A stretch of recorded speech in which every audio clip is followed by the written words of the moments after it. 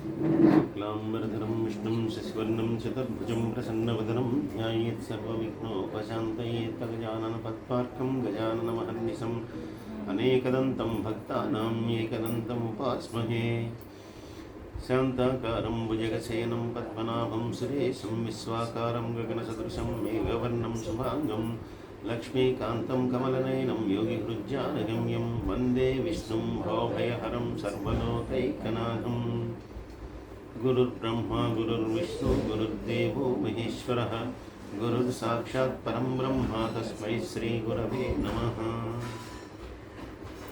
ఈ ప్రేరణకారణమైనటువంటి గురుదేవులు బ్రహ్మశ్రీ చాగంటి కోటేశ్వరరావు గారి పాదపద్మాలకు సభక్తిపూర్వకంగా నమస్కరిస్తున్నాను.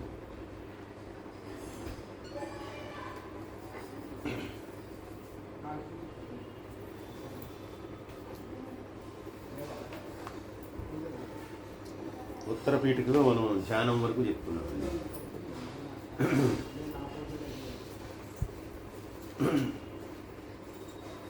అంటే 3 భాగాలు. ఉత్తర పీఠిక మొట్టమొదటిది, తర్వాత మధ్యలోదేమో సహస్రనామాలు, చివర వచ్చేటటువంటిది ఫలశ్రుతి. మనం చివర చెప్పుకునేది అర్జున ఉవాచ, యుధిష్ఠిర అవన్నీ కూడా. మొట్టమొదటి దాంట్లో కూడా ఉవాచలు వస్తాయి. అదేంటంటే ఓన్లీ అడగటం వరకే, క్వశ్చనింగే వస్తుంది అనమాట మొట్టమొదటి. అందుకనే మనం మొట్టమొదటి దాంట్లో ఉన్నాం, పూర్వపీఠికలో ఉన్నాం. పూర్వపీఠికలో ఈ మనం చదివేటటువంటి ఆ ధ్యాన శ్లోకాలు క్షీరోధన్వత్ ప్రదేశే శుచిమణి విలసత్ సైకతే మౌక్తికానాం మాలా క్లప్తా సనస్థ స్ఫటికమణి నిభైర్మౌర్తికై మండితాంగః శుభ్రైరభ్రైరదభ్రైరుపరి విరచితైర్ముక్తపీయూషవర్షైః ఆనందేన పునియాత్ దరి నళిన గధ శంఖపాణి ముకుందః అనేటటువంటి శ్లోకాన్ని చదువుతాం. దీని అర్థం ఏంటంటే క్షీరోధన్వత్ ప్రదేశే శుచిమణి విలసత్ సైకతే మౌక్తికానాం. ఆ విష్ణు భగవానుడు ఉండేటటువంటిది క్షీరసాగరం, అంటే పాల సముద్రంలో ఉంటాడు. ఆ పాల సముద్రం, ఏ పాల సముద్రంలో అయితే ఆయన ఉన్నాడో ఆ పాల సముద్రం, అంటే సముద్రం దగ్గర మరి ముందర ఈ ఇసుక తెన్నులు ఉంటాయి. విలసత్ సైకతే మౌక్తికానాం, అది పాల సముద్రం కాబట్టి ఆ పాల సముద్రం యొక్క ప్రకాశం ఏదైతే ఉందో ఆ ఇసుక తిన్నెల మీద, చుట్టూతా ఉన్నటువంటి ఇసుక తిన్నెల మీద కూడా పడుతుంది. అటువంటి ఇసుక తిన్నెల ప్రకాశించేటటువంటి ఇసుక తిన్నెలు కలిగినటువంటి పాల సముద్రంలో శుచిమణి విలసత్, అక్కడ అనేకమైనటువంటి మణులు కనుక ప్రకాశిస్తే ఎలా ఉంటుందో, ఎందుకంటే పాలు చాలా తెల్లగా ఉంటాయి, ముత్యాల కంటే కూడా చూస్తే కనుక తెల్లగా ఉంటాయి. అటువంటి మణులన్నీ కూడా ప్రకాశిస్తే ఎంతటి ప్రకాశం ఉంటుందో అటువంటి ప్రకాశానికంటే కూడా చాలా ఎక్కువ ప్రకాశం కలిగినటువంటి ఇసుక తెన్నులు కలిగినటువంటి ఆ ప్రాంతంలో, అక్కడ ఉన్నటువంటి పాల సముద్రంలో ఆయన ఎలా ఉంటాడంటే మాలా క్లప్తా సనస్థ స్ఫటికమణి నిభైర్మూర్తికైర్ మండితాంగః. ఆయన అనేక రకాలైనటువంటి ముత్యాలు, మణులు, రత్నాలు ఇవన్నీ పొదిగినటువంటి ఒక సింహాసనం మీద కూర్చుని ఉంటాడు. అటువంటి పాల సముద్రంలో కూర్చుని ఉంటాడు. శుభ్రైరభ్రైరదభ్రైరుపరి విరచితై ముక్త పీయూష వర్షై. అలా కూర్చున్నటువంటి వాడు ఎలా ఉన్నాడు అని చెప్తూ మళ్ళీ ఆయన అటువంటి స్ఫటికమణులు, స్ఫటికము అంటే ఏంటంటే అది ఇటు నుంచి అటువైపుకి దాని యొక్క పారదర్శకతను చూపిస్తుంటుంది, అంటే కనిపిస్తుంది మనకి. మిగిలినవి ఏంటంటే గాజులు అయితే కనుక అది పక్క ఎదురుగా అవతల ఉన్నటువంటి ఆబ్జెక్ట్ మనం చూడలేము. కానీ స్ఫటికం ఏంటంటే ఎక్కడ పెట్టినా కూడా అవతల ఉన్నది కనిపిస్తుంటుంది. అటువంటి స్ఫటికమణులు అంటే ఆ మణి, అటువంటి వాటిని కనుక వేసుకుంటే కనుక ఆ దేహకాంతి కూడా, ఏ దేహకాంతి అయితే ఉంటుందో అటువంటిది స్వచ్ఛంగా కనిపిస్తుంటుంది. అటువంటి స్ఫటికమణుల చేత, ముత్యాల హారాల చేత అలంకరింపబడినటువంటి దివ్యమైనటువంటి దేహము కలిగినటువంటి వాడు. అలాగే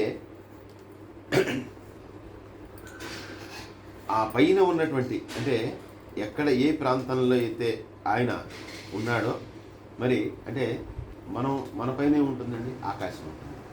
మరి స్వామివారి పైన కూడా ఆకాశము అంటే ఆకాశము అని అంటే మేఘములతో కూడినటువంటి ఒక ప్రాంతం ఏదైతే ఉందో ఆ ప్రాంతం అక్కడ స్వచ్ఛమైనటువంటి అమృతాన్ని వర్షించేటటువంటి మేఘాలు కలిగినటువంటి ప్రాంతం.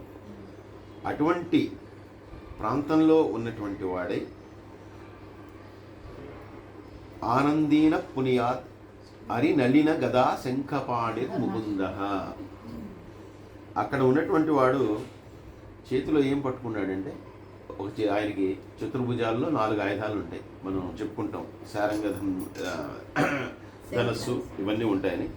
ఇక్కడ ఏం చెప్తున్నాడంటే గద, శంఖము ఇటువంటి ఆయుధాలన్నీ ధరించినటువంటి ఆ విష్ణు భగవానుడు ఎవరైతే కూర్చుని ఉన్నాడో ఆ క్షీరసాగర సముద్ర ప్రాంతంలో సముద్రంలో స్వచ్ఛమైనటువంటి మణులతో ప్రకాశించేటటువంటి సింహాసనం మీద కూర్చున్నటువంటి దివ్య దేహము కలిగినటువంటి ఆ విష్ణు భగవానుడు ఎవరైతే ఉన్నాడో ఆయనని స్మరించడం ద్వారా మనం అందరం కూడా పవిత్రం అయిపోతాము అని ఈ శ్లోకానికి అర్థం.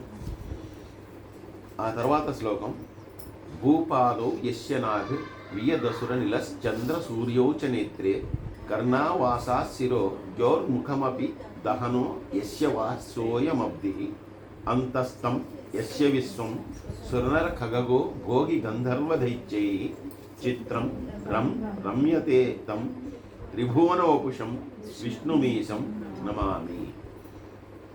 అలా ఉన్నటువంటి ఆ విష్ణు భగవానుడు ఆయన అంటే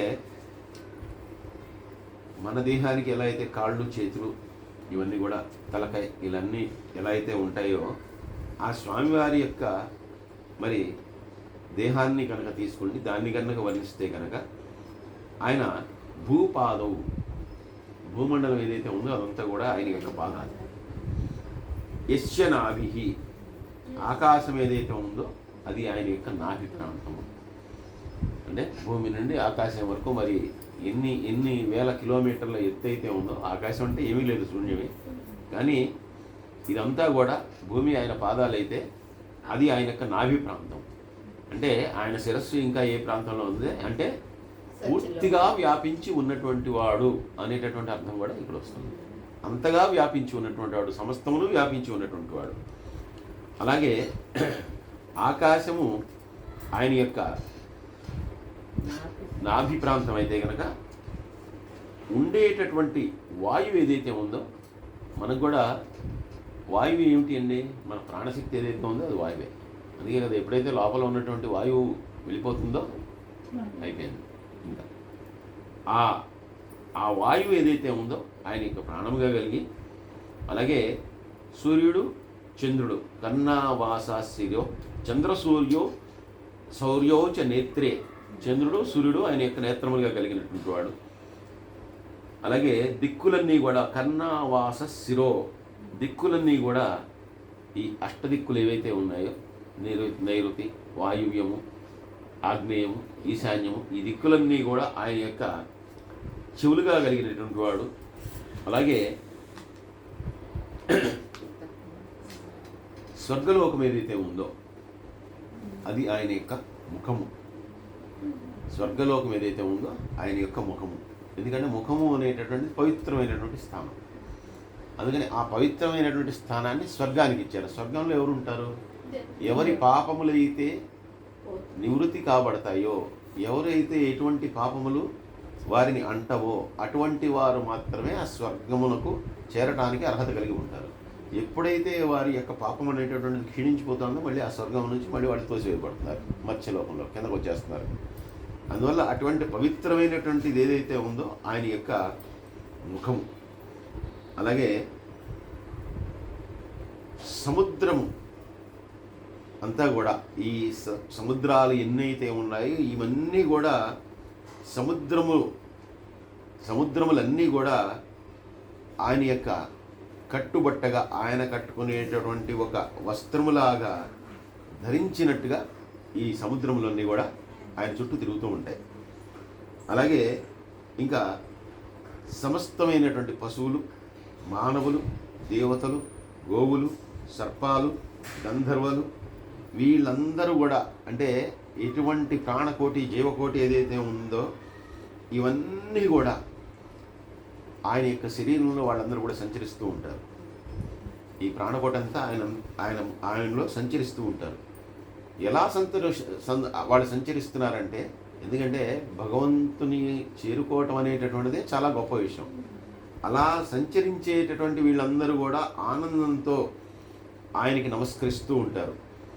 ఇలాగా ముల్లోకాలని శిరస్సుగా ధరించినటువంటి వాడు ఎవరైతే ఉన్నాడో, అంటే భూమి పాదముల కింద, ఆకాశం నాభి కింద, దానికన్నటువంటి పైన ఉన్నటువంటి ఊర్ధ్వలోకములు తన యొక్క ముఖము శిరస్సు కింద ధరించి ఉన్నటువంటి ఆ పరమాత్మ ఎవరైతే ఉన్నాడో, అటువంటి పరమాత్మ సమస్తమైన జీవకోటి ఆయన యందు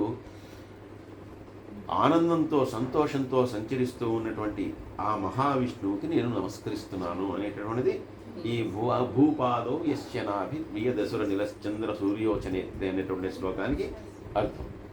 దీని తర్వాత మనందరం కూడా మామూలుగా చెప్పుకునేటటువంటి శ్లోకం, శాంతాకారం భుజగసేనం పద్మనాభం సురేశం విశ్వాకారం గగన సదృశం మేఘవర్ణం శుభాంగం లక్ష్మీకాంతం కమలనయనం యోగి వృజ్జానగమ్యం వందే విష్ణుం భవభయహరం సర్వలోకైకనాథం. అటువంటి మహావిష్ణువు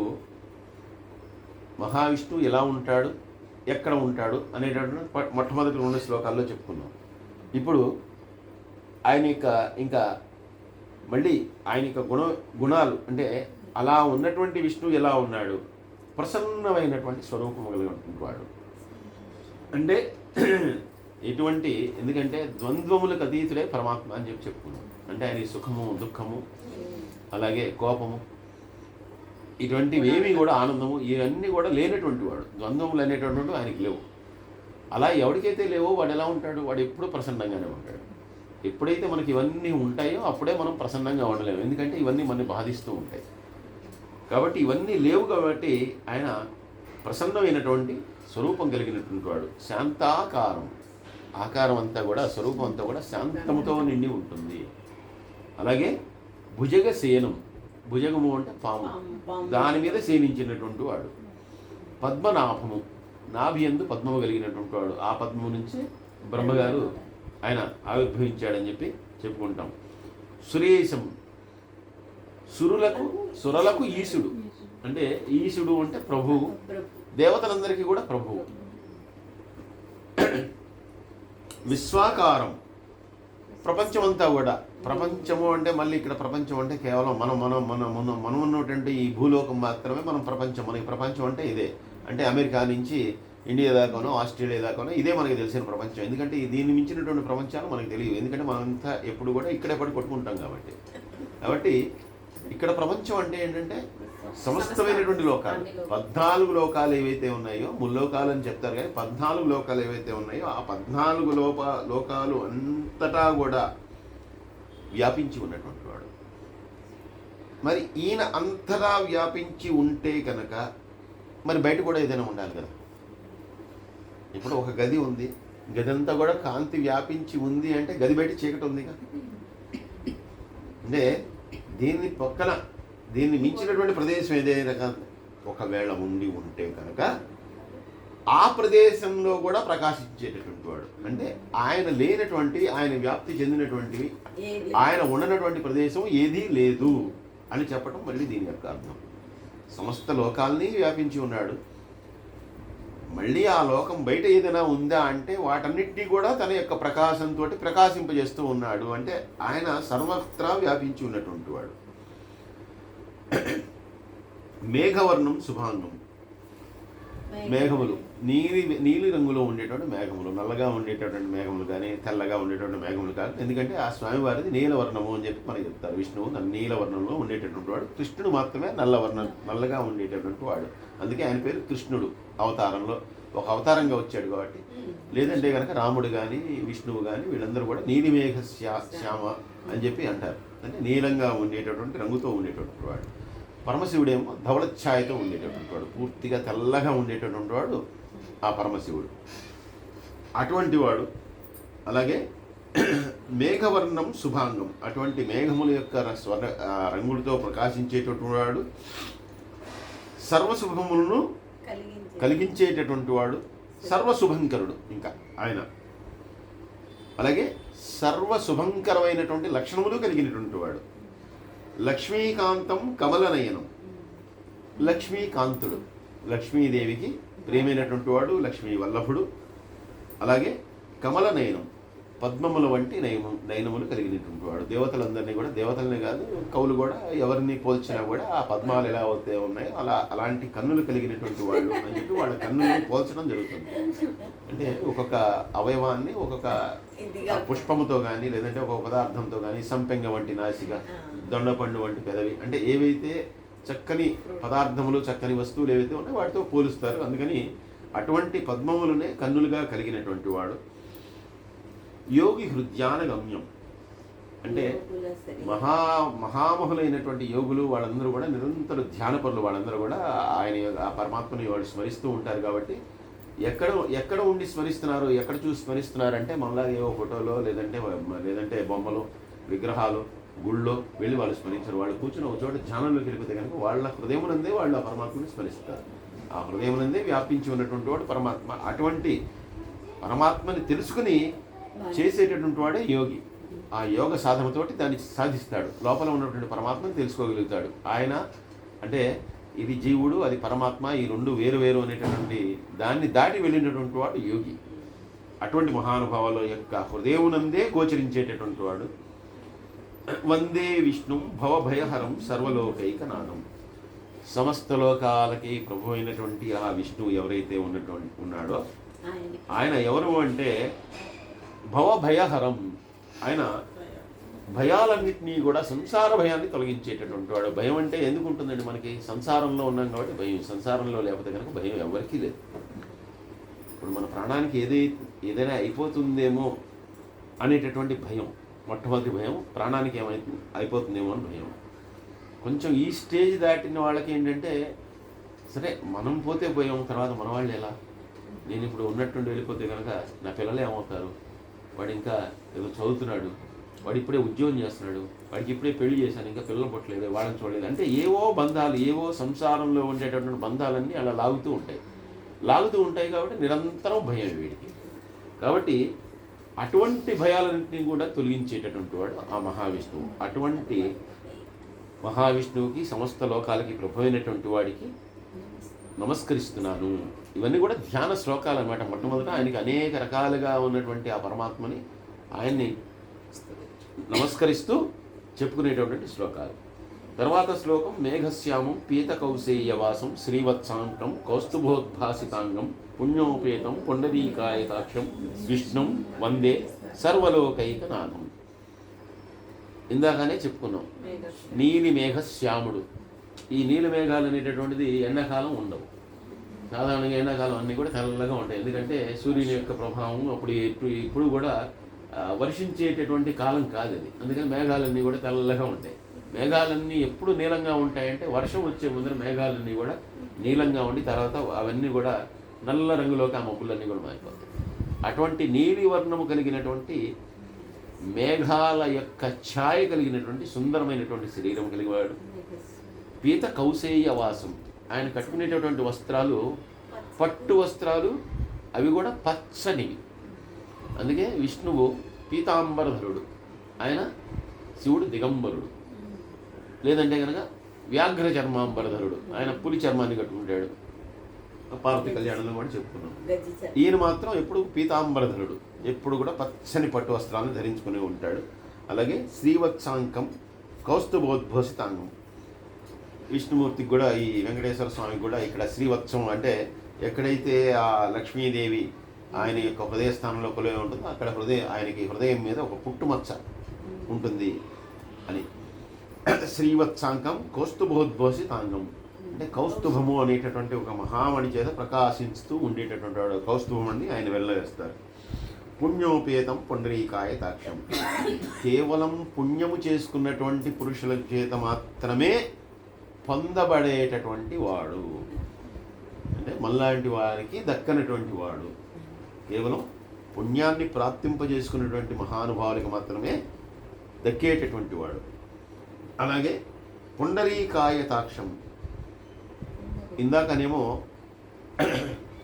ఆయన యొక్క కన్ని పద్మములతో పోల్చారు. ఇక్కడ తామర పువ్వుల రేకుల వలె పొడవైనటువంటి కన్నులు కలిగినటువంటి వాడు.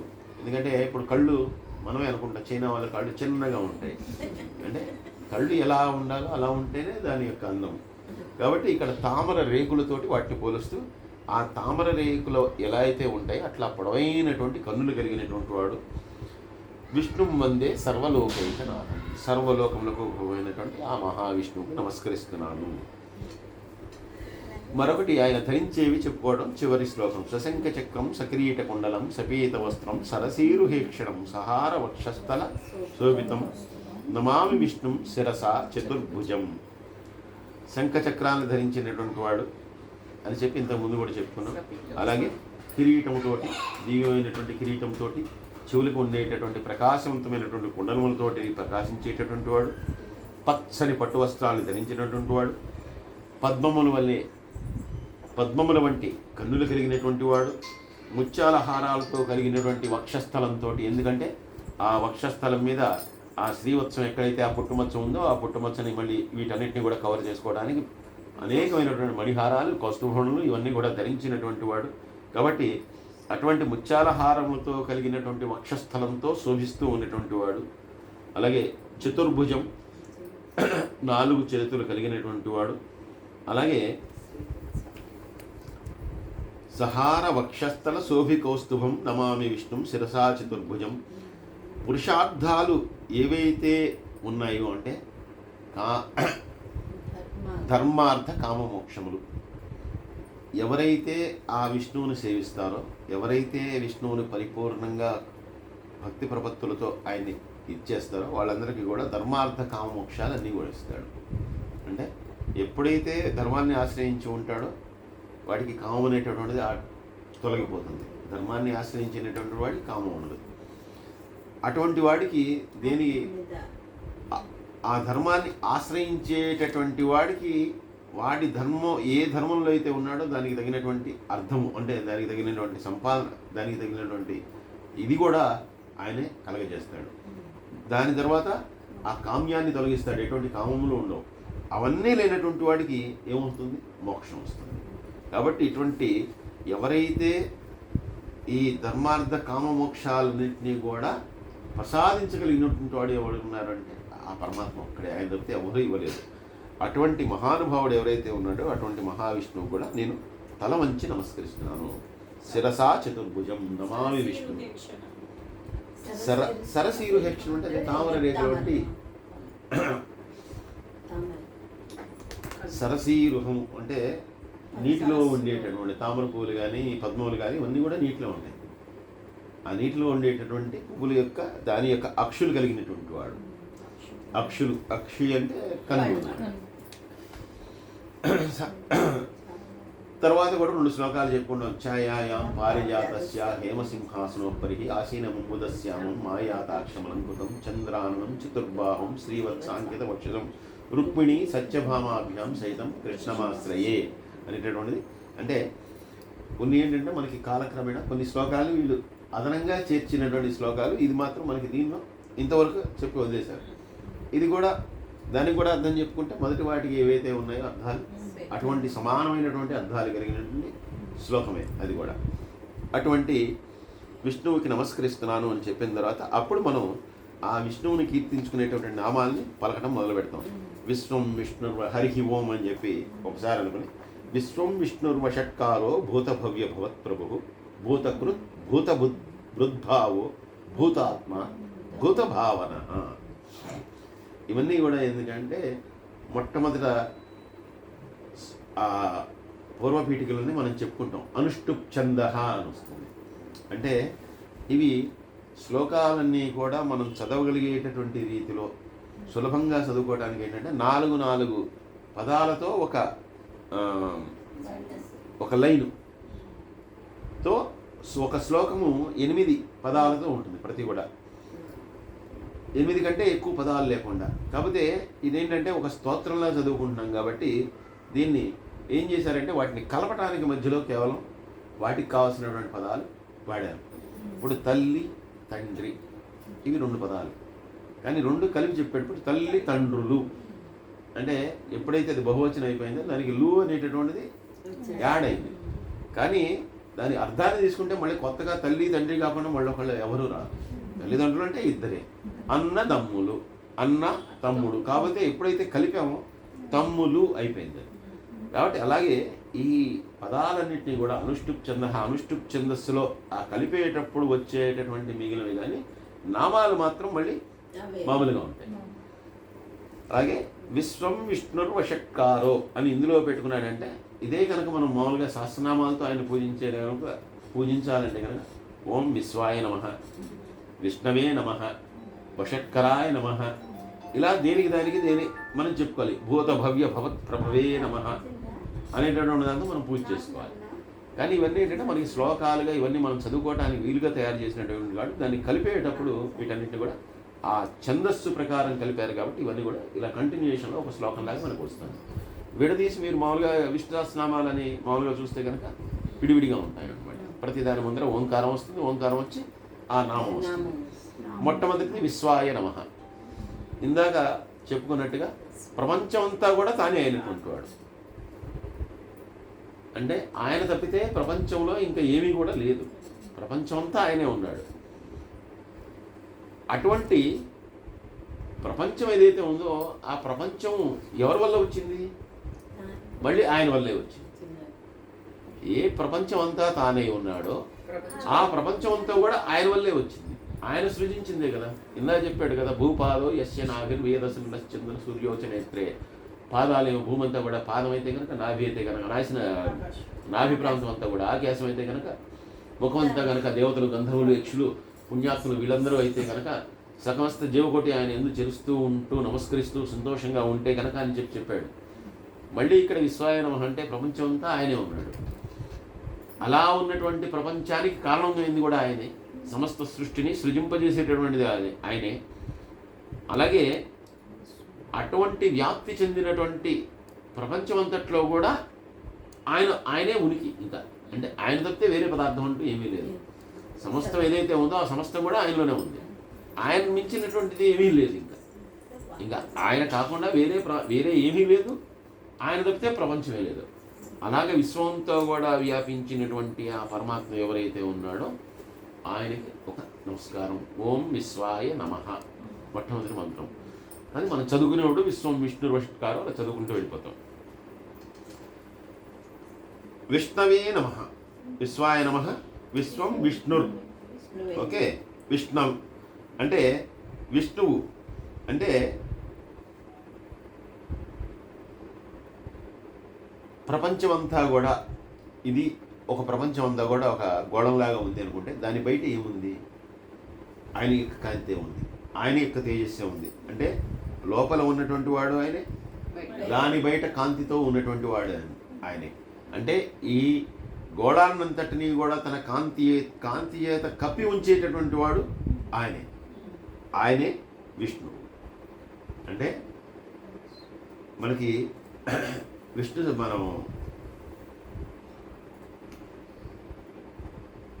మంత్రపుష్పం చెప్పేటప్పుడు చెప్పుకుంటున్నాం. అంతర్బహిచ్చ తత్సర్వం వ్యాప్య నారాయణ స్థిత అని చెప్పి మంత్రంలో వస్తుందన్నమాట. అంతర్బహిచ్చ తత్సర్వం వ్యాప్య నారాయణ స్థిత అనంతమవ్యయం కవిగం సముద్రేంతం విశ్వసింభువం అని చెప్పి మనం ఆ మంత్రపుష్పం చదివేటప్పుడు చెప్పుకుంటాం. అంటే లోపల ఉన్నటువంటి వాడు ఆయనే, అంతర్బహిచ్చ లోపల ఉన్నటువంటి వాడు, బయట ఉన్నటువంటి వాడు అంతా కూడా ఆయనే.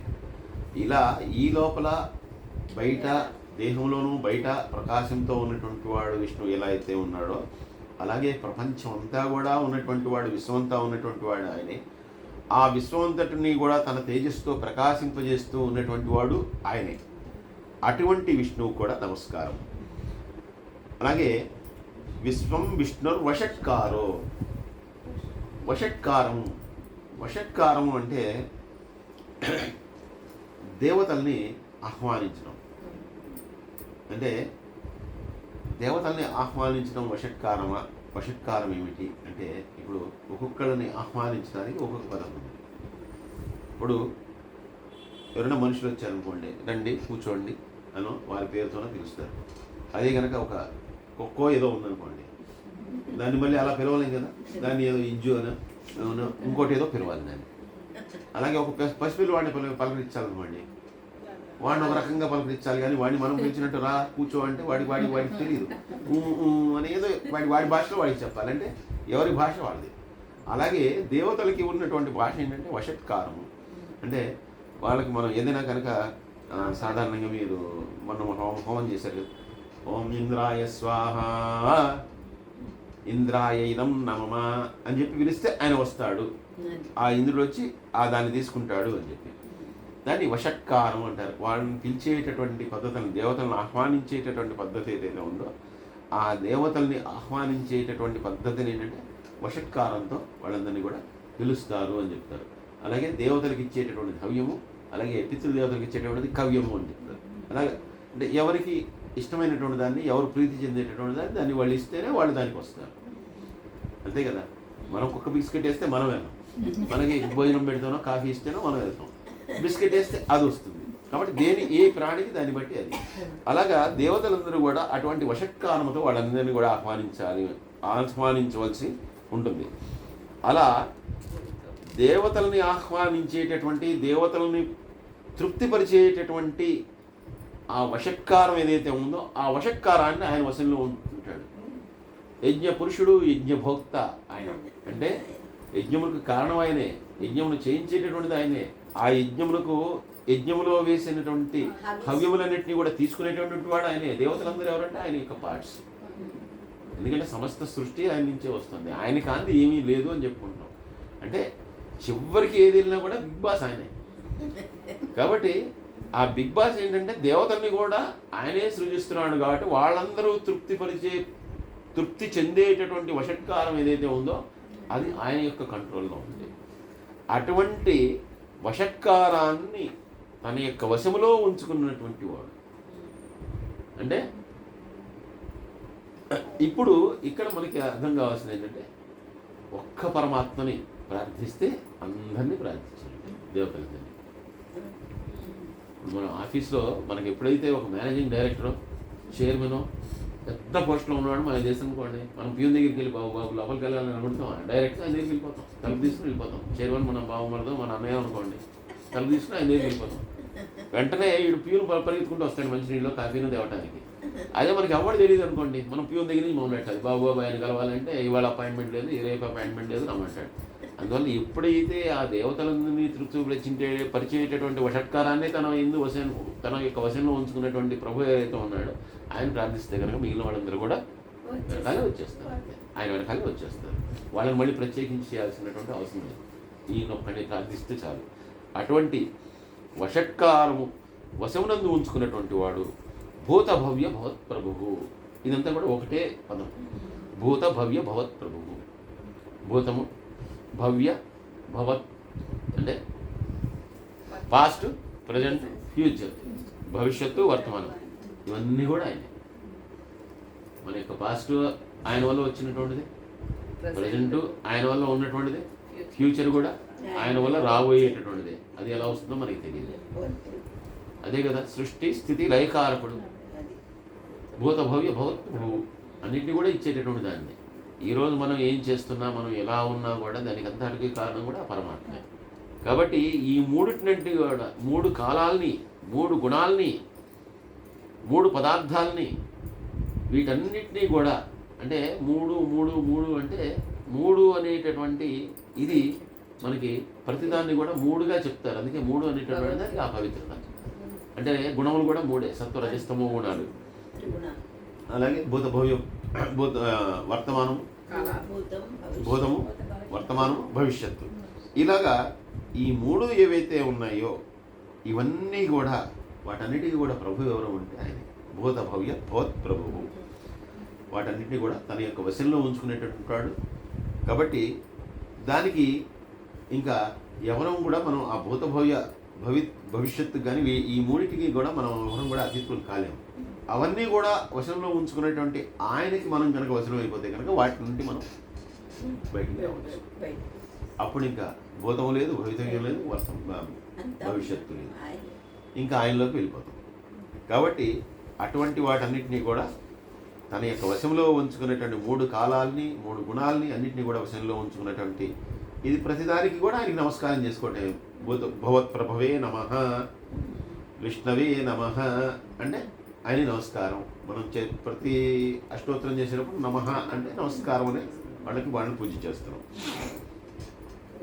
భూతకృత్ అంటే భూతములన్నింటినీ కూడా సృజించేటటువంటి వాడు, మన యొక్క సృష్టికి సృజనకి కారణమైనటువంటి వాడు ఆయనే. అంటే ఏదో భౌతికంగా తల్లిదండ్రుల నుంచి మనం వచ్చాము అని చెప్పి మనం అనుకున్న ఈ మన యొక్క విజ్ఞాన శాస్త్రం చెప్పిన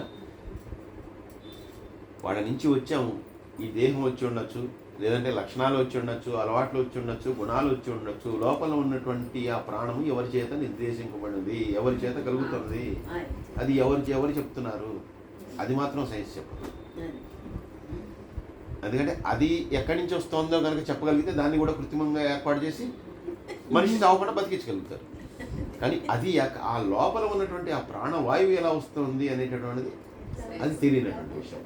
మనకి దేహం వస్తుంది, ఈ లక్షణాలు వస్తున్నాయి, లోపల ఉన్నట్టు రక్తం, డిఎన్ఏను ఏదో ఉంటారు, ఇవన్నీ టెస్టుల ద్వారా పలానా వాళ్ళ దగ్గర నుంచి వచ్చింది అని చెప్పి ఒక నిర్ధారణ చేయొచ్చు. కానీ లోపల ఉన్నటువంటి ఆ ప్రాణవాయువు ఎవరు ఇస్తున్నారు, ఎవరు తీసేస్తున్నారు, ఎప్పుడు ఇస్తాడో తెలియదు, ఎప్పుడు తీసేస్తాడో తెలియదు. వచ్చి పోయిన తర్వాత చెప్పుకుంటారు ఫలానా రోగం వల్ల పోయాడు, హార్ట్ అటాక్ వల్ల పోయాడు, పక్షవాతం వచ్చిపోయాడు, ఇంకోదాని వల్ల వచ్చిపోయాడు, ఇంకోదాని. కానీ దీనివల్ల పోతాడు అని ఎవడు చెప్పలేడు, దీనివల్లే పోతాడు అని చెప్పలేడు, దీనివల్ల పోయాడు అని కూడా చెప్పలేడు. కాబట్టి అటువంటి దాన్నంతటినీ కూడా సృజించేటటువంటి సర్వ ప్రాణుల్ని కూడా సృజించేటటువంటి వాడు. భూతకృత్ భూతభృద్భావో భూతభృతే నమః. ఓం భూతభృతే నమః. భూతభృద్భావో అని శ్లోకంలో చెప్పాడు. భూతభృతే నమః. మరి సృజించినటువంటి వాడిని మరి పోషించాలిగా. ఆ పోషించేటటువంటి వాడు కూడా ఆయనే. మనకి మనమే సంపాదించుకుంటున్నాం, మనకి మనమే పోషించుకుంటున్నాం అని చెప్పి మనం అనుకోవటంలో ఉన్నటువంటి మూర్ఖత్వం ఇంకెక్కడ కూడా ఉండదు. అంటే ఒక రకమైనటువంటి విశ్వాసం ఉండాలి, రేపు ఏదైనా చేయాలనేటటువంటి ఒక ఇది ఉండాలి, మనకి దాన్ని చెయ్యాలి. కానీ భగవంతుడిని కాకుండా, భగవంతుడు లేదనుకుంటూ ఇవన్నీ చేయడం అనేటువంటిది సాధ్యం కాదు. భగవంతుడిని నమ్ముకున్నవాడు. ఇంకా నాస్తికులకి ఏదైనా వాళ్ళు చేయగలుగుతారు. కానీ ఎందుకంటే మనకి ఇప్పుడు తిన్నది అరుగుతుంది, అరుగుదల ఎలా ఇస్తుంది, అలాగే ఈ చెయ్యి పనిచేస్తుంది, కాలు పనిచేస్తుంది, ఎలా పనిచేయాలో అలా పనిచేస్తుంది. కానీ ఇవన్నీ కూడా ఒక స్థితికి వచ్చేసరికి అవి పనిచేయటం మానేస్తాయి. వయసు పెరిగే కొంది చెయ్యి ఇలా లేపాలంటే లేపలేము, చిన్నప్పుడు ఉన్నట్టుగా దాన్ని ఇష్టం వచ్చినట్టు తిప్పాలంటే తిప్పలేము. ఎందుకని తగ్గిపోతున్నాయి? ఎందుకని జీర్ణశక్తి తగ్గిపోతుంది, ఎందుకని ఒక్కో అవయవం దాని యొక్క పటుత్వాన్ని కోల్పోతుంది. అంటే ఈ వయసు పెరుగుతున్నందువల్లే అలా జరుగుతుందా? అది ఖచ్చితమా అంటే మరి అందరికీ అలా లేదుగా. కొంతమందికి చిన్నప్పుడు అయిపోతుంది, కొంతమందికి 80 ఏళ్ళు వచ్చినా కూడా వాళ్ళు ఉత్సాహంగా ఉంటున్నారు, వాళ్ళు మనకంటే ఉత్తేజంగా వాళ్ళు పరిగెడుతున్నారు. కానీ కొంతమంది 40 ఏళ్ళకి 30 ఏళ్ళకి వాళ్ళందరూ కూడా దీనికి వస్తున్నారు. కాబట్టి అలాగా ప్రాణులన్నింటినీ కూడా పోషించేటటువంటి వాడు ఆయన, వాటికి ఆధారంగా ఉండి వాటన్నిటినీ కూడా భరించేటటువంటి వాడు కూడా ఆయనే. భూతభవ్య భవత్ప్రభు భూతకృత్ భృద్భావో. వాటన్నిటి కూడా భూతకృత్ భృద్భావో అంటే భావాయ నమః. భూతకృతే నమః, భావాయ నమః. అంటే ఇక్కడ భావము అంటే ఏం చెప్తున్నారంటే అన్ని పదార్థాలని పోషించేటటువంటి వాడు ఆయన. అసలు అన్ని పదార్థాలకి ఉనికి ఆయన. అంటే ఆయన లేనటువంటి పదార్థం ఇది లేదు. ఇది ఎలా వచ్చింది అంటే ఆ పదార్థం అంతా ఆయన దగ్గర నుంచి వచ్చినటువంటిది, సకలం కూడా ఆయన నుంచి సృష్టింపబడేది. ఉన్నటువంటి జీవరాశులు కానీ ఏవి కానీ, మనం తినేటటువంటి ధాన్యము కానీ, ఇంకోటి తినేటటువంటి మరొక వస్తువు కానీ, ఏదైనా సరే, నార్త్ ఇండియన్స్ తిరిగే గోధుమలు కానీ, మనం తినేటటువంటి అన్నము కానీ, ఇవన్నీ కూడా ఆయన నుంచి సృజింపబడినవే. కానీ ఆయన నుంచి సృజింపబడినటువంటి పదార్థం ఏదీనూ లేదు. కాబట్టి సమస్తాన్ని సృష్టిస్తాడు, సమస్తాన్ని పోషిస్తాడు, అలాగే సమస్తానికి ఆయనే ఉనికిగా ఉంటాడు. అన్నీ కూడా ఆయనే ఉనికిగా ఉంటాడు. ఇలా ఉంటూ దీనికి చక్కని అర్థాన్ని ఇక్కడ చెప్తున్నాడు. ఆయన ఎలా ఉంటాడంటే నెమలికి నెమలి పింఛానికి ఎటువంటి సంబంధం ఉంటో అటువంటి సంబంధాన్ని కలిగి ఉంటాడు అని చెప్తున్నాడు. అంటే నెమలి తన యొక్క పింఛంలో అనేకమైనటువంటి ఆ నెమలి పింఛాలని కలిగి ఉంటుంది. ఒకటి కాదు కదా, చాలా గుర్తిగా ఇది చేస్తుంటుంది. అవి ఏమైపోతాయి, రాలిపోతుంది. రాలిపోయినా దానికి ఏమైనా బాధ ఉంటుందా? దాని శరీరంలో ఒక అంగమా? ఇప్పుడు మనకు చెయ్యి ఊడిపోయింది అనుకోండి, చాలా కష్టం. ఎందుకంటే ఇది శరీరంలో ఉన్నటువంటి ఒక పార్ట్. కానీ దాని పింఛములో ఉన్నటువంటి ఏవి కూడా దాని పార్ట్ కాదు. అవి చూడటానికి ఎంత అందంగా ఉన్నాయో విడిపోయినప్పుడు దానికి ఎటువంటి బాధ లేదు. అది అందుకే అది బాగా నాట్యం చేసినప్పుడు కొన్ని పడిపోతాయి, మళ్ళీ మిగిలిన ఉంటాయి, అలాగే ఉంటాయి. ఆ నెమలి పింఛానికి ఎటువంటి ప్రాణం లేదు, ఎటువంటి ఇది లేదు, దానికి ఎటువంటి సంబంధం లేదు. అది పడిపోయినా నెమలికి ఎటువంటి సంబంధం లేదు. ఇది పడిపోయిందైనా అదేం బాధపడదు, మనకి చాలా ఆనందాన్ని కలిగిస్తుంది అది. అలాగే ఆయన చేత సృజింపబడి ఆయన ఉనికి చేత కలిగినటువంటి పదార్థాలన్నింటినీ కూడా స్వీకరిస్తూ ఆయన వలన మాత్రమే, ఆయన ఆధారంగా ఉన్నటువంటి మనందరం కూడా ఆయనలోకి వెళ్ళినా ఆయనలోకి వచ్చినా ఆయనకి ఎటువంటిది లేదు. వెళ్తూ ఉంటాం వస్తూ ఉంటాం, వెళ్తూ ఉంటాం వస్తూ ఉంటాం, వెళ్తూ ఉంటాం వస్తూ ఉంటాం. మనం ఎన్ని పాపాలు ఎక్కువ చేసుకుంటే మన జర్నీ అంత ఫాస్ట్గా ఉండదు. సూపర్ ఫాస్ట్ బుల్లెట్ ట్రైన్ లాగా లోపలికి వెళ్ళడం, బయటికి రావడం, లోపలికి వెళ్ళడం, బయటికి రావడం, అది. కానీ దీంతో ఏమి సంబంధం లేదు.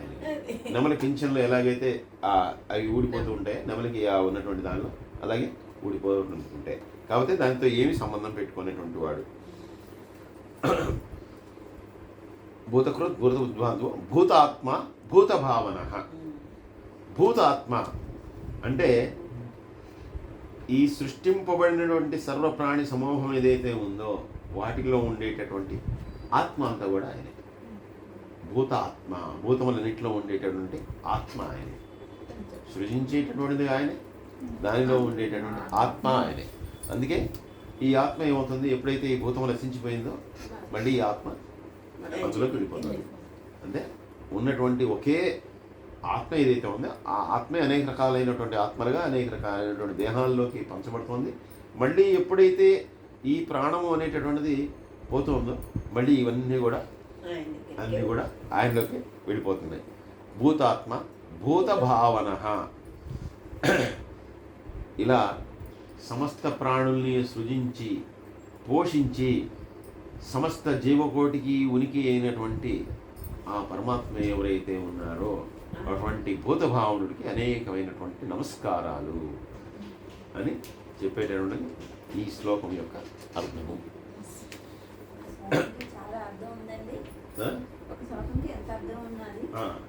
అదే నేను చెప్పగలిగింది ఇంతవరకు, ఇంకా చాలా ఉంది, నాకు తట్టింది ఇంతవరకు. అదే ఇంకా అంతకన్నా ఇంకేం లేదు కదా అక్కడ. చూడండి, అలాగే తర్వాతది ఒక్క శ్లోకం చెప్పుకున్నాం ఇప్పటికి. మొట్టమొదటి శ్లోకం భూతాత్మ పరమాత్మ చ ముక్తానాం పరమాగతి అవ్యయ పురుష సాక్షి క్షేత్రజ్ఞో క్షర ఏవ చ. మొట్టమొదటిది భూతాత్మనే నమః. భూతమైనటువంటి ఆత్మ కలిగినటువంటి వాడు. భూతమైనటువంటి ఆత్మ అంటే ఏమిటి అంటే మనకి పవిత్రమైనటువంటిది. భూతము అంటే పవిత్రమైనటువంటి ఆత్మ. పవిత్రమైనటువంటిది అంటే ఎటువంటి మలినములు లేనటువంటిది. మనకేంటంటే ఉన్నదంతా మనదంతా అనేకమైనటువంటి మలినములతో కూడినటువంటిది. దేహమే మలినములతో కూడినటువంటిది. ఆత్మకి మలినములు లేకపోయినా కూడా ఈ దేహంలో ఉన్నటువంటి మలినాలన్నింటినీ కూడా మనం ఆత్మకి తగిలిస్తుంటాం. ఎందుకంటే ఆత్మని మనం సపరేట్గా చూడం. ఈ దేహమే మన ఆత్మ అనుకుంటాం, కానీ మనం ఆత్మని దేహాన్ని సరిగ్గా చూడడం. ఎప్పుడైతే మనం ఈ ఆత్మ వేరే అని చెప్పి ఎవడైతే తెలుసుకుంటాడో వాడు యోగి అయిపోతాడు. వాడు మోక్షాన్ని కోరుకుంటాడు తప్పితే ఈ దేహాన్ని కోరుకోడు. మనం మానవులు ఏంటంటే కోరుకునేది ఈ దేహాన్ని. ఎంతవరకు దీనికి సౌకర్యాలు కావాలి, ఎంతవరకు దీనికి ఆనందం కలిగించాలి. అందుకే దీనికి ఆనందం కలిగించడానికి ఒకడు సినిమా చూస్తాడు, ఒకడు కుర్చీలో కూర్చుంటాడు, ఒకడు ఏసీలో పడుకుంటాడు, ఇంకోటి కారులో తిరుగుతాడు, ఇంకోటి విమానం ఎక్కుతాడు. అంటే ఎంతసేపు ఈ దేహానికే ఇది. కానీ లోపల ఉన్నటువంటి ఆత్మకి దీంతో సంబంధం లేదు. కానీ ఆత్మని మనం గ్రహించము. ఆత్మని అది అసలు ఆత్మ వేరు శరీరం వేరు అనేటటువంటి స్థితిని మనం గ్రహించము. కేవలం దేహాన్ని మాత్రమే మనం ఎప్పుడు కూడా ఇది తీసుకుంటాం. కాబట్టి అటువంటి మలినములు లేనటువంటి ఆత్మ ఏదైతే ఉందో ఆయనే. అందువల్లనే పూత ఆత్మ. ఎటువంటి మాలిన్యములు లేనటువంటి వాడు, ఆ మాలిన్యములకు సంబంధించినటువంటి గుణములు కూడా లేనటువంటి వాడు. అంటే మాలిన్యములకు సంబంధించినటువంటి గుణాలు అంటే కనుక సత్వ రజస్తమో గుణాలు 3. ఎందుకంటే మనకి భగవద్గీతలో చెప్పుకున్నాం, స్తమో గుణం అనేటటువంటిది చాలా శ్రేష్టమైనది అయినా కూడా ఆ స్తమో గుణము వలన కూడా మోక్షములు పొందలేడు. ఆ స్తమో గుణాన్ని కూడా అధిగమించినప్పుడు మాత్రమే స్తమో గుణం అనేది ఉన్నతమైనటువంటి స్థితిని కలిగిస్తుంది, కానీ స్తమో గుణం అనేటువంటిది మోక్షాన్ని కలిగించదు అని చెప్పి భగవద్గీతలో చెప్పాడు. సత్వగుణం, తమో గుణం, సత్వగుణం. అందువల్ల ఇంకా మిగిలినటువంటి రజోగుణం తమో గుణం ఎలాగూ పనికిరాదు. కాబట్టి అటువంటి సత్వగుణ ప్రధానం అంటే ఈ 3 గుణాలని దాటినటువంటి వాడు, ఈ 3 గుణాలు లేనటువంటి వాడు, ఎటువంటి మాలిన్యాలు లేనటువంటి వాడు. అంటే ఇందాకటి దాంట్లో సకల ప్రాణుల్ని సృజించేటటువంటిది ఆయనే, సకల ప్రాణుల్ని పోషించేటటువంటిది ఆయనే, సకల ప్రాణులలో ఉన్నటువంటి ఆత్మ ఆయనే. అదే కదా చెప్పుకుంది ఇందా శ్లోకంలో. అలాంటప్పుడు సకల ప్రాణుల్లో ఆయనే ఆత్మగా ఉంటే కనుక మరి ఈ ప్రాణులకు ఉండేటటువంటి మాలిన్యములు కూడా ఆయనకు అంటాలి కదా, ప్రాణులకు ఉన్నటువంటి గుణములు కూడా ఆయనకు అంటాలి కదా అనేటటువంటి అనుమానం వస్తే కనుక అందుకే చివరి ఏం చెప్పాడు, ఎలాగైతే నెమలి తన యొక్క పింఛములన్నీ వదిలేస్తే దానికి సంబంధం లేదు, అలాగే ఆత్మగా ఉన్నా కూడా ఆయన ఈ మాలిన్యాలు ఏవి కూడా ఆయన అంటాడు. ఆయన హాయిగా చూస్తూ ఉంటాడు. నువ్వు ఏం డ్రామా చేస్తావు నువ్వు చేసుకోరా, నీ ఆటలు నువ్వు ఆడుకో, పుట్టినందుకు భగవంతుని అది అదే అదే వస్తుంది, పురుష సాక్షి అనే దానిలో మళ్ళీ అర్థం వస్తుంది. కాబట్టి ఆయన ప్రవేశిస్తాడు, ఆత్మగా ఉంటాడు, నువ్వు చేసేది నువ్వు చేసుకో, అంటే నీ కర్మలు నువ్వు చేసుకో, నీ ఇష్టం, నువ్వు ఏ బాగుపడతావా నీ ఇష్టం, నాశనం అయిపోతావా ఎలా అయిపోతావా నీ ఇష్టం. కాబట్టి ఇవి ఏవి కూడా అంటున్నటువంటి పవిత్రమైనటువంటి పరమాత్మ. అలాగే మళ్ళీ తర్వాత పరమాత్మ, భూతాత్మ, పరమాత్మ, పరమాత్మనే నమః అంటే సర్వంలోగా ఉన్నటువంటి సర్వ ప్రాణుల్లో ఉన్నటువంటి ఆత్మ ఆయన, ఉన్నటువంటి ఏకైక ఆత్మ ఆయన. ఇంకా ఆయన చెప్తే ఇంకా ఏ ఆత్మ లేదు. అందుకనే ఆయన పరమాత్మ అంటే ఒకే ఆత్మ ఇన్ని రకములైనటువంటి ఆత్మలుగా విభజింపబడినా కూడా చివరికి అన్నీ కూడా చేరేటటువంటిది దానిలోకి. కాబట్టి అది పరమాంగతి, ఆయనలోకి చేతాం కాబట్టి అదే పరమాత్మ. అటువంటి పరమాత్మ ఈ ఆత్మలన్నింటినీ కూడా అది వేటిలోకి ఈ ఆత్మలన్నీ కూడా చేరుతున్నాయో అటువంటి పరమాత్మ. ముక్తానాం పరమాంగతి అంటే ఆయన్ని కనుక మనం ఆశ్రయిస్తే కనుక ఏమవుతుంది అంటే మోక్షమును పొందగలుగుతాం. ఎవరైతే స్వామివారిని ఆ పరమాత్మని ఆశ్రయిస్తారో, ఎవరైతే ఆ ఆత్మని తెలుసుకోగలుగుతారో, ఎవరైతే దేహం అనేటటువంటి శాశ్వతం కాదు ఆత్మ ఎప్పటికీ శాశ్వతము అనేటటువంటి విషయాన్ని తెలుసుకోగలుగుతారో వాళ్ళందరూ కూడా ఆ స్థితిని చేరుకుంటున్నారు, వాళ్ళందరూ కూడా భగవంతుని యొక్క పాదాన్ని చేరుకుంటున్నారు. కాబట్టి ముక్తానాం పరమాంగతి, అటువంటి వారికి ముక్తిని కలగజేసేటటువంటి వాడు, వాళ్ళ యొక్క పాపాల నుండి ఈ సంసార బంధాల నుండి వీటన్నిటిని కూడా దూరం చేస్తాడు. అలాగే వాళ్ళ అజ్ఞానాన్ని తొలగింపజేస్తాడు, తొలగింపజేసి వాళ్ళకి మోక్షాన్ని కలిగజేసేటటువంటి వాడు. అలాగే అవ్యయ పురుష సాక్షి. అవ్యయ అంటే ఆయనకి వినాశనం అనేటటువంటిది లేదు. అంటే ఇవాళ ఉంటాడు రేపు ఇది ఉండదు. మనం ఉన్నాం అనుకోండి, మనకు వినాశనం ఉంది. ఎప్పుడు అంటే మనం చేసుకునేటువంటి కర్మల్ని బట్టి దానికి ఏదో ఒక టైం ఉంది. ప్రతి పదార్థానికి కూడా వినాశనం ఉంటుంది, ప్రతి పదార్థానికి కూడా ఎక్స్పైరీ డేట్ ఉంది కదా. ఒక మందు ఉంది ఎక్స్పైరీ డేట్ ఉంది, లేదు ఒక వస్తువు ఉంది ఎక్స్పైరీ డేట్ ఉంది, ఒక టీవీ ఉంది కొన్నాళ్ళు పని చేసిన తర్వాత అది వెళ్ళిపోవాల్సిందే, ఓ విమానం ఉంది కొన్నాళ్ళు చేసిన తర్వాత పనికి రాకుండా పోవాల్సిందే. దేనికైనా వినాశనం అనేటటువంటిది ఉంది. కానీ అటువంటి ఏ వినాశనము లేనటువంటి వాడు అవ్యయ, ఆయనకి అవ్యయుడు, ఆయన ఎటువంటి నాశనము లేనటువంటి వాడు. అంటే వ్యయము అంటే ఖర్చు అండి, అంటే తరిగిపోతూ ఉంటుంది. ఖర్చు అంటే అది కదా, తరిగిపోతూ ఉంటుంది. ఆయన అవ్యయుడు, ఆయన ఎప్పటికీ తరిగిపోడు, ఎప్పటికీ నశించడు, ఎప్పటికీ కూడా శాశ్వతంగా ఉండేటటువంటి వాడు. పురుష సాక్షి, దానిలో పురుషాయ నమః అంటే ఈ పురుషులు అంటే కేవలం మళ్ళీ ఇక్కడ మనం కేవలం మగవాళ్ళు, స్త్రీలు అంటే స్త్రీలు, పురుషులు అంటే పురుషులు అనేటటువంటి అర్థంలో సంస్కృతంలో లేదు. పురుషులు అంటే ఏంటంటే పురుష అనేటటువంటి పదానికి చాలా గొప్ప అర్థాన్ని ఇచ్చారు. అంటే సమస్త జీవకోటి కూడా పురుషులే. మళ్ళీ అందులో స్త్రీలు ఇదే మనం పెట్టుకునేటువంటి లింగభేదం కోసం సృజించుకున్నది ఏదైతే స్త్రీలు పురుషులు అనేటటువంటి దానిలో ఇక్కడ పురుషులు అనేటటువంటి దానిలో కేవలం మగవారు అనేటటువంటి అర్థం లేదు. పురుషులు అంటే ఏంటంటే ఉన్నతమైనటువంటి వాళ్ళు, అంటే మోక్షాన్ని పొందగలిగినటువంటి వాళ్ళు, ముక్తిని పొందగలిగినటువంటి వాళ్ళు, అటువంటి మోక్షాన్ని పొందగలిగినటువంటి వాళ్ళకి, ముక్తిని పొందగలిగినటువంటి వాళ్ళకి, ఆత్మతత్వాన్ని తెలుసుకోగలిగినటువంటి వాళ్ళకి, జ్ఞానులకి, వీళ్ళందరికీ కూడా ఆనందాన్ని కలగజేసేటటువంటి వాళ్ళు. ఎందుకంటే ఎప్పుడైతే ఆత్మని గురించి తెలుసుకుంటాడో, ఎప్పుడైతే దేహం శాశ్వతం కాదని తెలుసుకుంటాడో, ఎప్పుడైతే ఉన్నటువంటిది ఒకటే పరమాత్మ అని తెలుసుకుంటాడో, అటువంటి వాడు కోరుకునేటటువంటిది ఏమిటి? భగవంతుని యొక్క పాదములు మాత్రమే. మళ్ళీ వాడు ఇక్కడికి వచ్చి నేను అంబానీలో పుట్టాలని, లేకపోతే ఇంకోలా పుట్టాలని వాడు ఎవ్వడూ కోరుకోడు. ఎందుకంటే ఇదంతా కూడా అశాశ్వతం అని చెప్పి వాడికి తెలుస్తుంది.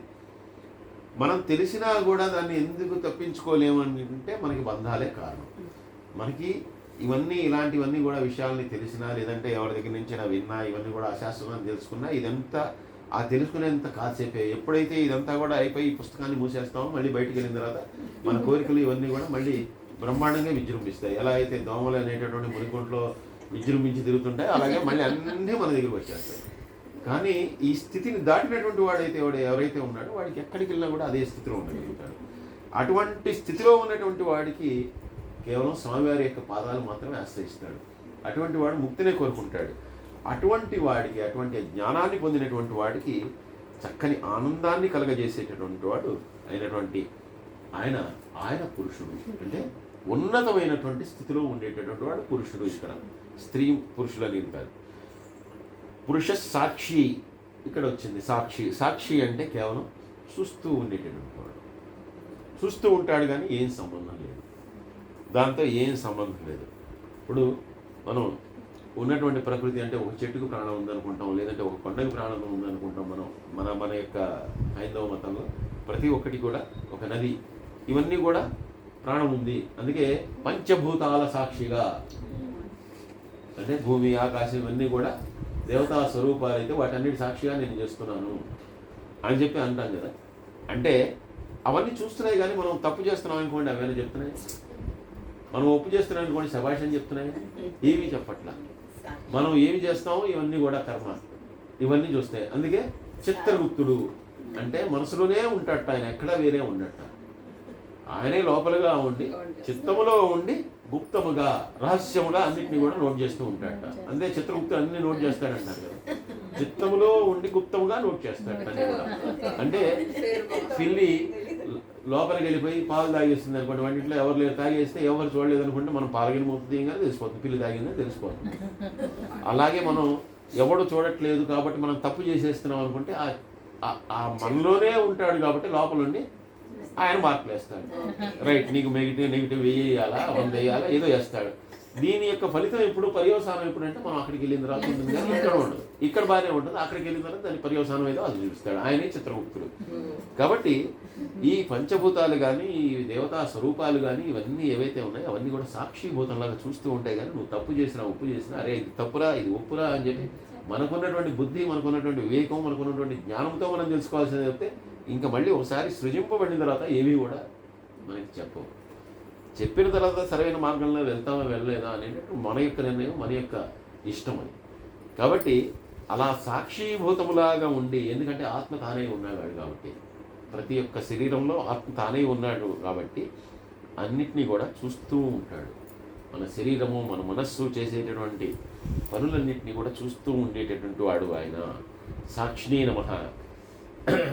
పురుష సాక్షి క్షేత్రజ్ఞో క్షర ఏవచ. ఈ క్షేత్రజ్ఞాయ నమః, అక్షరయే నమః. కాకపోతే మనం చదివినప్పుడు ఏంటంటే క్షేత్రజ్ఞో క్షర ఏవచ అని కలిపేసి చదివేస్తాం. ఇది టీచర్ గారికి బాగా అర్థమవుతాయి ఇవన్నీ, ఎందుకంటే ఆ సందులు, సమాసాలు. క్షేత్రజ్ఞాయ నమః అంటే క్షేత్రం అయినటువంటి వాడు.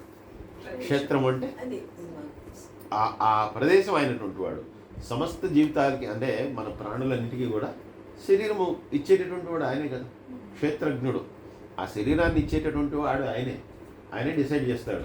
మనం కుక్కగా పుట్టాలా, మనిషిగా పుట్టాలా, పందిగా పుట్టాలా, బల్లిగా పుట్టాలా, పిల్లిగా పుట్టాలా, ఏమిటి అనేటటువంటిది మన యొక్క కర్మల అనుసారం మనకి ఏ శరీరం రావాలనేటటువంటిది అంటే ఆయన డిసైడ్ చేశాడు అనుకోవచ్చు, లేదంటే మనం అంతా మనమే డిసైడ్ చేసుకుంటాం. ఈ జన్మనిచ్చిన తర్వాత మనందరం మనమే డిసైడ్ చేసుకున్నాం. ఒక్కొక్కో పిల్లికో లేదంటే ఒక దోమకో పాపం అది డిసైడ్ చేసుకోలేదు, ఎందుకంటే దానికి జ్ఞానం లేదు కాబట్టి. మనకి వివేకం ఉంది కాబట్టి మనం ఈ వివేకం ఉండి కూడా మనకి ఏ శరీరం రావాలి అనేటటువంటిది తెలుసో తెలియకో, గ్రంథాలని చదివో, శాస్త్రాలని చదివో, తెలుసుకున్నో కూడా మనమే నిర్ణయించుకుంటాం. అంటే మనం చేసేటటువంటి దానివల్ల అటువంటి శరీరాన్ని మనం పొందుతాం కాబట్టి. కాబట్టి అటువంటి క్షేత్రములను ఇచ్చేటటువంటి వాడు, ఆ సమస్త శరీరాల్ని సమస్త క్షేత్రాలని ఇవ్వగలిగినటువంటి వాడు, అక్షరము అంటే క్షరం కానటువంటి వాడు. ఎందుకంటే ఎప్పటికీ కూడా శాశ్వతుడు, నిత్యుడు. ఆయన ఎప్పుడు కూడా ఉన్నాడు. ఆయన ఇప్పుడు లేడు అప్పుడు ఉన్నాడు అని చెప్పడం ఎవరికి కూడా సాధ్యం కాదు.